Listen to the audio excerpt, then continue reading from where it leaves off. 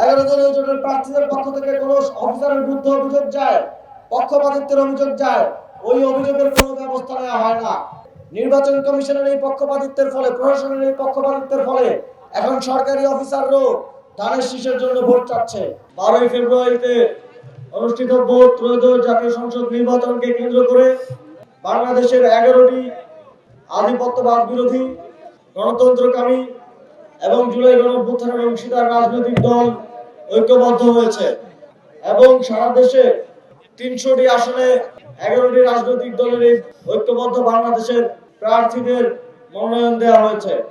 বাংলাদেশের এই ঐতিহাসিক সময়ে এই নির্বাচনের মাধ্যমে একটি ন্যায় ইনসাফ ভিত্তিক সুশাসন, সংস্কার এবং সার্বভৌমত্ব প্রতিষ্ঠার লক্ষ্যে এই ঐক্য গঠিত হয়েছে। এখন বাংলাদেশের রাজনৈতিক নেতৃবৃন্দ একটা প্ল্যাটফর্ম আপনাদেরকে দিয়েছেন, একটা প্ল্যাটফর্ম সারা দেশের মানুষকে দিয়েছেন, সিংড়াবাসীকে দিয়েছেন।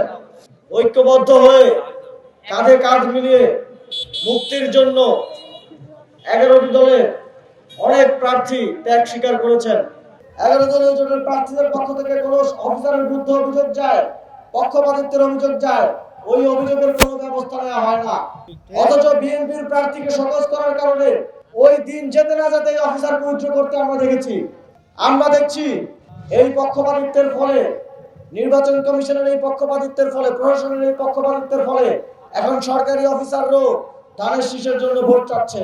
যদি আপনারা আবারও প্রশাসন যন্ত্রকে কাজে লাগিয়ে পাতানো নির্বাচনের মাধ্যমে ক্ষমতায় আসতে চান, আপনারা মনে করবেন না যে শেখ হাসিনার মতো আপনারা পার পেয়ে যাবেন।